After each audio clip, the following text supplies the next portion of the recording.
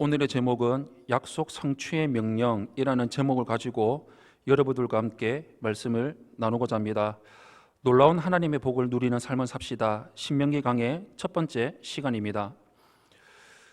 우리가 매일 읽고 있는 우리와 너무나 가까이 우리 삶 전체인 우리 말씀에는, 성경에는 복과 관련된 말씀이 많이 있습니다.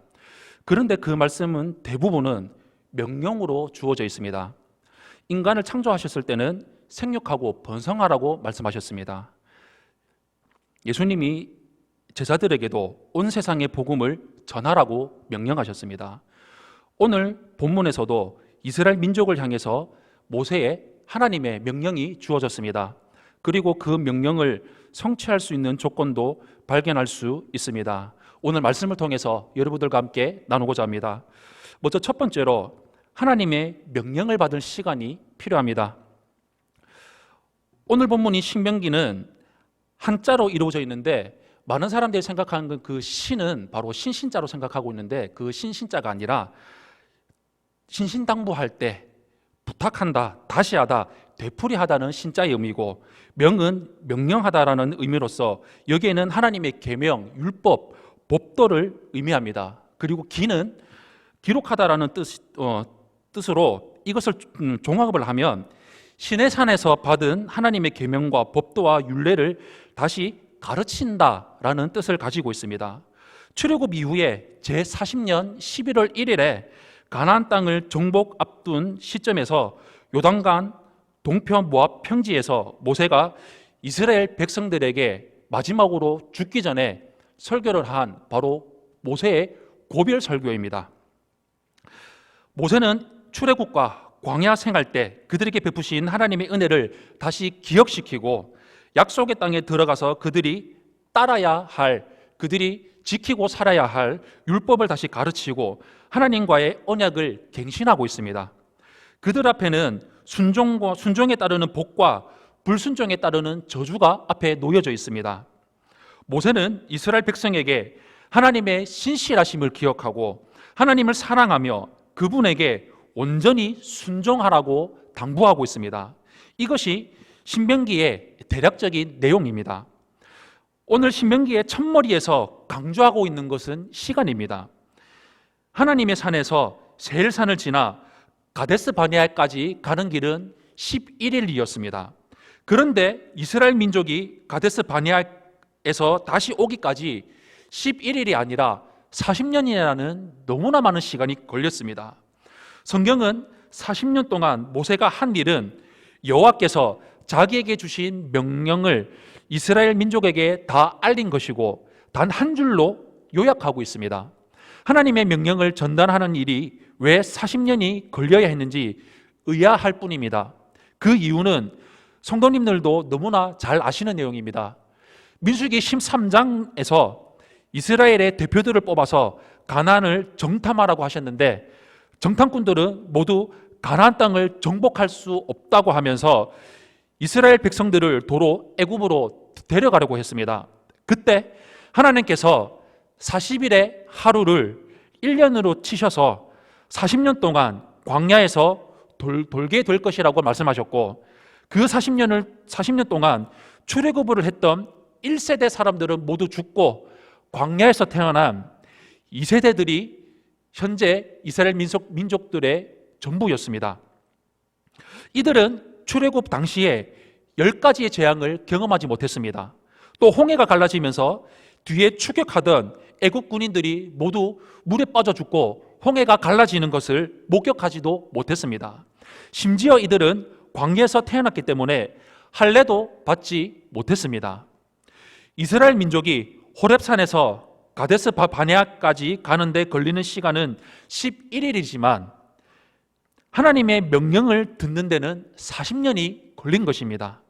하나님이 시내산에서 계명을 주신 시간은 훨씬 더 짧습니다. 그래서 40년 동안 계명을 주었다고 표현하기보다는 명령을 주었다고 표현하고 있습니다. 한 번 들었다고 끝나는 것이 아니라 그 말씀에 완전히 순종할 때까지 훈련의 과정이 계속 이어져야 하기 때문입니다. 하나님의 계명, 하나님의 말씀은 하나님의 백성에게 이와 같습니다. 들었다고 끝나는 것이 아니라 그 말씀을 다시 듣고 성취해야 할 하나님의 명령으로 받아들이는 데까지는 시간이 필요합니다. 그래서 예수님은 승천하신 후에 성령님이 오셔서 당신의 말씀을 기억하게 하시고 깨닫게 하시고 할 말을 주시고 사역을 감당하게 해주신다고 말씀하셨습니다.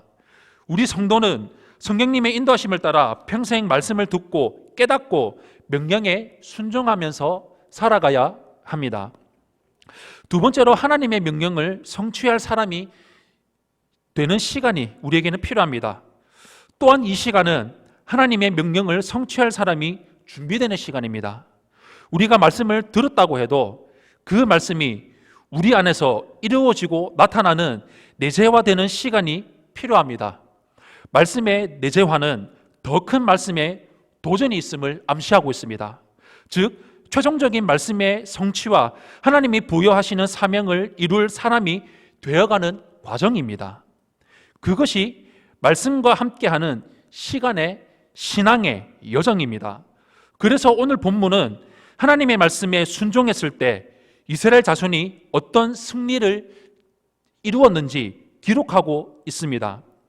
하나님께서는 이스라엘 자손들이 헤스본 왕과 바산 왕을 정복하는 과정에서 두 가지 원칙을 보여주셨습니다. 하나는 이 사람들을 불쌍히 여기지 말라는 것입니다. 이스라엘 백성들은 땅을 철저하게 정복해야 했습니다. 그런데 그것을 막는 것 중 하나가 가나안 사람들을 살려놓았을 때 얻는 유익이었습니다.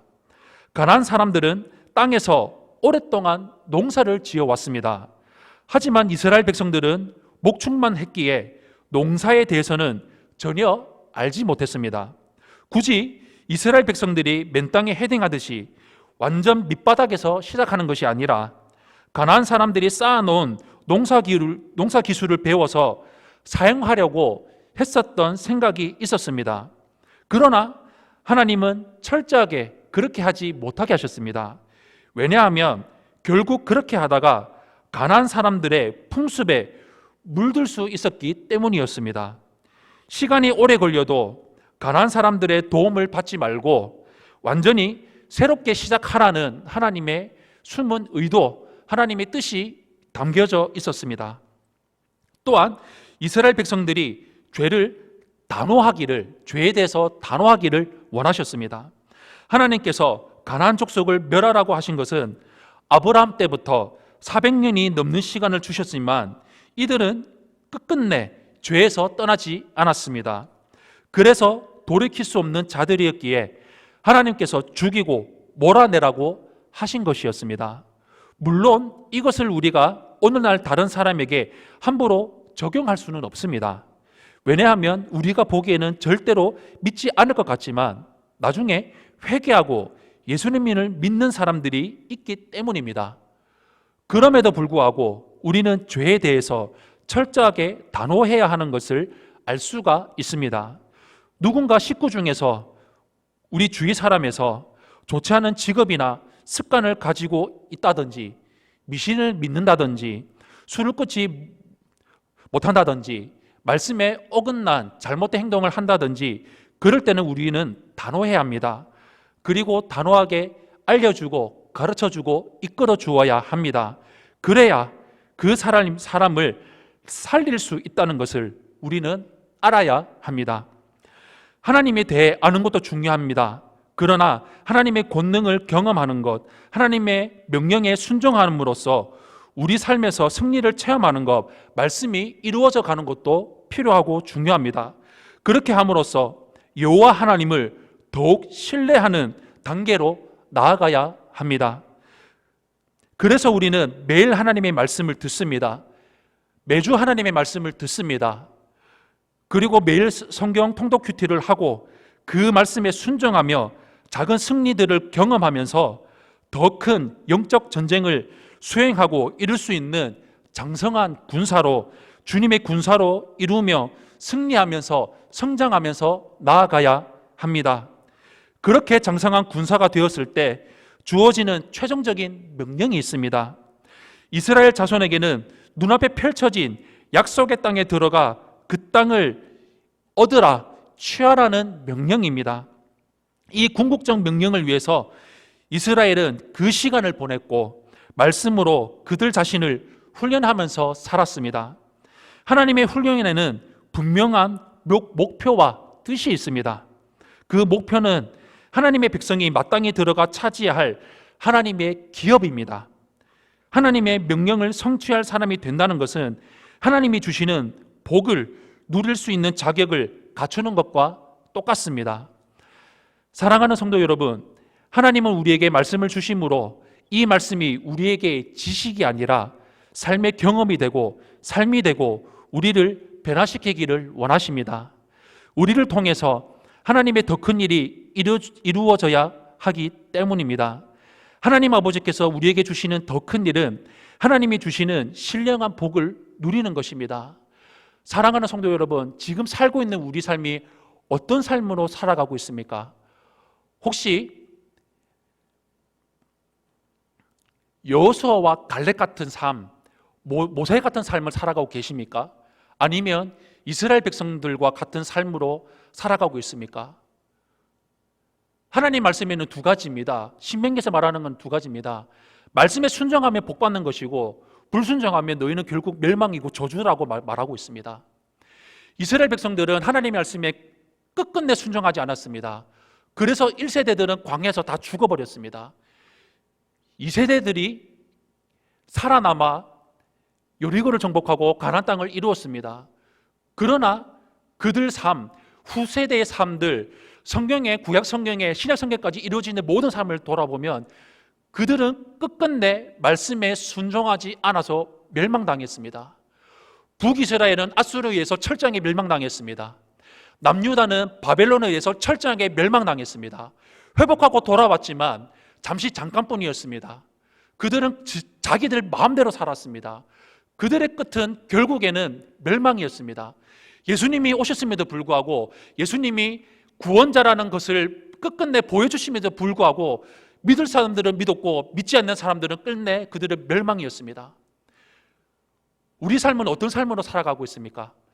이스라엘 백성들과 같은 모습으로 11일이 열 하루 만에 걸릴 길을 40년 동안 훈련받으면서 살아가는 삶을 살아가고 있습니까? 아니면 말씀에 순종해서 열 하루 만에 도달할 수 있는 믿음과 말씀을 붙들고 살아가고 계십니까? 우리 삶이 혹시나 힘들고 어려운 길이 있습니까? 어쩌면 우리 삶이 순종하지 못함으로 하나님이 이스라엘 백성들을 40년 동안 훈련시킨 그 훈련의 과정으로 생각하시면서 하나님, 내가 하나님 말씀에 맞으면 맞고 틀리면 틀립니다. 말씀이 옳습니다. 나는 틀렸습니다. 말씀이 옳습니다. 담임 목사님이 옳습니다. 나는 틀렸습니다. 내 교회가 옳습니다. 나는 틀렸습니다. 셀장님이 옳고 우리 셀 공동체가 옳습니다라는 이 고백으로 훈련받는 시간으로 나아가야 된다는 것입니다. 우리가 사람인지라 우리가 때때로는 의심이 들 수 있고 원망이 들 수도 있고 불평도 할 수 있습니다. 그러나 그 생각이 들었다면 한 번만 하시고 거두시기를 바랍니다. 이제는 그렇게 했다면 이제는 그 삶에서 돌이켜서 하나님 말씀 붙들고 나아가겠습니다. 말씀만 바라보면서 나아가겠습니다. 오늘도 우리에게 생명을 주신 그 생명의 말씀을 붙들고 나아가겠습니다. 우리 평생토록 어떻게 우리 신앙을, 우리 삶을 이루며 나아갈 수 있을지 우리에게 말씀을 해주시는 담임 목사님 말씀을 붙들고 매일 들으면서 아멘하며 순종하며 나아가겠습니다. 하나님, 그 삶을 걸어갈 수 있도록 성령 하나님 나를 도와주시옵소서. 성령 하나님 너무나 나를 잘 아시지 않습니까? 저는 이스라엘 백성과 같은 모습입니다. 순종하다가 쓰러집니다. 순종하다가 넘어집니다. 원망합니다. 불평합니다. 그렇습니다. 저는 그런 놈입니다. 주님, 그렇습니다. 저는 죄인입니다. 그렇습니다. 주님, 저는 먼지덩어리입니다. 그렇습니다. 주님, 저는 죄덩어리입니다. 그러기에 오늘도 예수의 은혜가 필요하고, 그러기에 오늘도 하나님의 말씀이 절대적으로 필요하고, 그러기에 내가 누군지 말씀을 통해서 비춰져서 함께함으로 공동체로 통해서 내가 어떠한 모습인지 드러날 수 있는 셀 교회가, 셀 공동체가 너무나 절대적으로 필요하고, 내가 평생토록 천국 가는 그날까지 내 삶을 비춰주고 내 발등에 불이 되는, 빛이 되는 그 말씀만이 절대적으로 필요합니다. 내가 하나님의 복을 이루며 나아갈 수 있는 그 말씀에 하나님, 오늘도 순종하며 살아가겠습니다. 나를 인도하여 주시옵소서. 성령이여 나를 인도해 달라고 그 말씀만을, 성령만을 의지하며 살아가는 우리 삶이 되기를 예수님 이름으로 축원합니다.